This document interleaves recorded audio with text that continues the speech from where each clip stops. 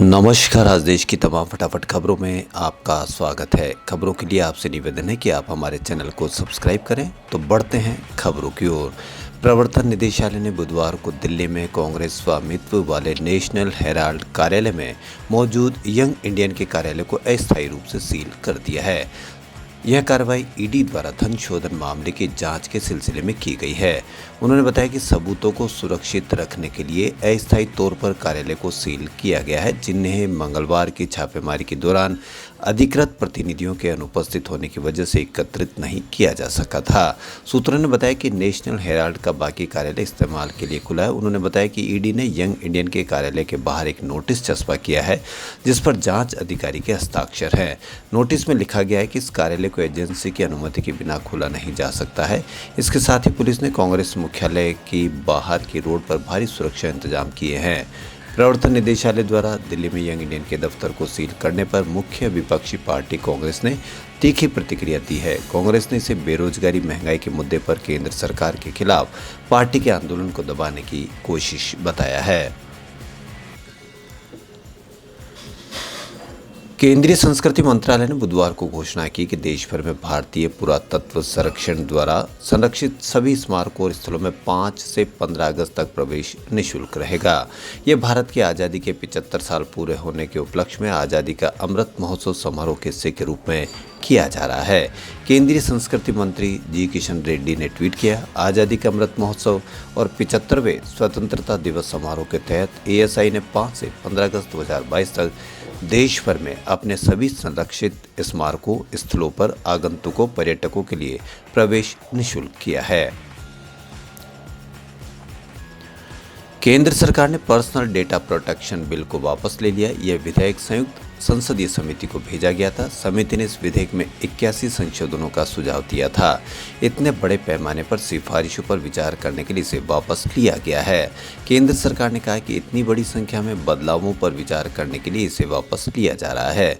इसके लिए व्यापक कानूनी विचार विमर्श की जरूरत होगी। इसके बाद नए सिरे से ये विधेयक पेश किए जाएंगे।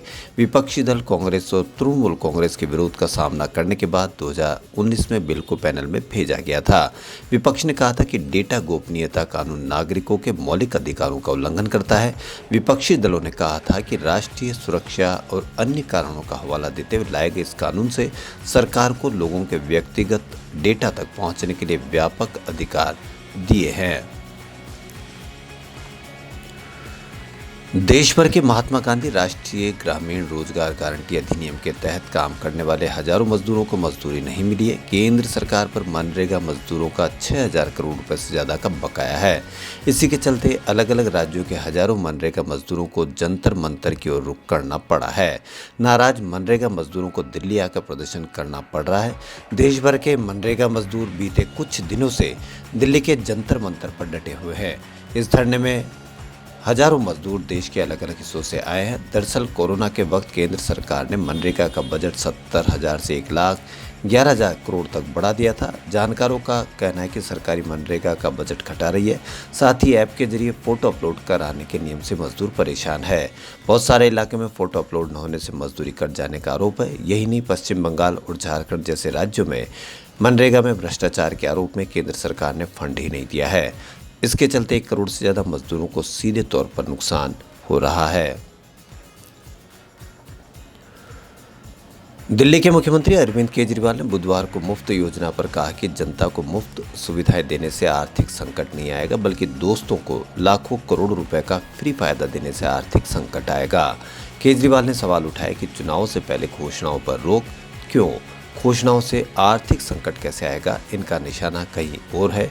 उन्होंने यह भी कहा कि घोषणाओं पर रोक नहीं होनी चाहिए। मुख्यमंत्री अरविंद केजरीवाल ने कहा कि सरकारी बजट के एक हिस्से से ज़्यादा फ्री नहीं देने पर विचार हो सकता है। उन्होंने इस बात पर जोर दिया कि फ्री में मंत्रियों को सुविधाएं एवं किसी कंपनी को मुफ्त सस्ती सुविधा या लोन माफ़ी भी शामिल हो। मुख्यमंत्री अरविंद केजरीवाल ने शिक्षा पर जोर देते हुए कहा कि क्या हमारे बच्चों को अच्छी शिक्षा फ्री में मिलनी चाहिए। उन्होंने यह भी कहा कि हर भारतीय को अच्छा इलाज भी फ्री में मिलना चाहिए या बैंक लूटने वालों को लोन माफ़ होने चाहिए। देश को इस पर विचार करना चाहिए। उपराष्ट्रपति चुनाव में आम आदमी पार्टी और झारखंड मुक्ति मोर्चा ने विपक्ष के उम्मीदवार मार्गी टलवा का समर्थन करने का ऐलान किया है। आपकी पॉलिटिकल अफेयर्स कमेटी की बैठक के बाद सांसद संजय सिंह ने मार्गी टलवा के समर्थन का ऐलान किया है। संजय सिंह ने बताया कि राष्ट्रीय संयोजक और दिल्ली के मुख्यमंत्री अरविंद केजरीवाल की अध्यक्षता में पॉलिटिकल अफेयर्स कमेटी की मीटिंग हुई। इसमें विस्तार से चर्चा हुई कि उपराष्ट्रपति के चुनाव में आम आदमी पार्टी किसका समर्थन करेगी। केजरीवाल और पीएसी के सदस्यों ने एक मत से तय किया है कि हम लोग उपराष्ट्रपति के चुनाव में मार्गी टलवा का समर्थन करेंगे, जो विपक्ष की उम्मीदवार है। जितने भी हमारे राज्यसभा के सांसद हैं वह 6 तारीख को उन्हीं को वोट करेंगे। पीएमएलए एक्ट को लेकर विपक्षी दलों के साझा बयान पर आप सांसद ने कहा कि सीबीआई और ईडी का जमकर दुरुपयोग हो रहा है, इसमें कहीं कोई संदेह नहीं है। मैं बार बार दोहराता हूं कि ईडी ने 8 साल में 3000 रेड मारे और मात्र 0.5% कन्विक्शन रेट है। क्या ये हिंदुस्तान के लोगों के लिए समझने को काफ़ी नहीं है कि ईडी का राजनीतिक इस्तेमाल हो रहा है? इसका मतलब समझा जा सकता है जब जिसके ऊपर मन में आया ईडी छोड़ दी। राजस्थान में एक बार फिर मानसून सक्रिय होने के साथ ही बारिश का दौर शुरू हो गया है। मंगलवार देर शाम से लेकर बुधवार सुबह तक राज्य के जयपुर, प्रतापगढ़, सिरोही और कई जिलों में 2 से लेकर 5 इंच तक पानी बरसा। पिछले 24 घंटों के दौरान माउंट आबू में सबसे ज़्यादा 5 इंच बरसात हुई। इसके बाद हिल स्टेशन की खूबसूरत वादियों में झरने बहने लगे। जयपुर में भी बीती रात से बुधवार अल सुबह और शाम को भी बारिश हुई। राजधानी के कई हिस्सों में पानी गिरा। इस दौरान दौसा में महुआ, बांदीकुई और कई जगह डीडवाना में भी अच्छी बरसात हुई। दक्षिण राजस्थान के प्रतापगढ़ जिले के भीतर भी बारिश हुई। सिरोही के माउंट आबू में बारिश के बाद यहां पहाड़ों से झरने शुरू हो गए। पर्यटकों ने जमकर बारिश का लुत्फ उठाया। बॉलीवुड एक्टर पंकज त्रिपाठी की वेब सीरीज क्रिमिनल जस्टिस का दमदार टीजर रिलीज हो गया है। इस टीजर वीडियो में पंकज त्रिपाठी बतौर माधव मिश्रा वकील के रोल में नजर आ रहे हैं। इस बार क्रिमिनल जस्टिस की टैगलाइन अधूरा सच है। पंकज यानी माधव मिश्रा ये कहते हुए भी ये दिखाई दे रहे हैं कि जीत आपकी या मेरी नहीं, जीत हमेशा न्याय की होनी चाहिए। क्रिमिनल जस्टिस 3 के इस टीजर वीडियो को काफ़ी पसंद किया जा रहा है। क्रिमिनल जस्टिस के पहले 2 सीजन ने काफ़ी धमाल मचाया।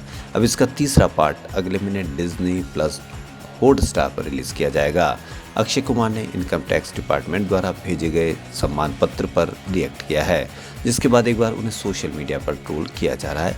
इसके साथ ही 11 अगस्त को रिलीज़ होने वाली उनकी फिल्म रक्षाबंधन को बायकॉट करने की मांग कर रहे हैं।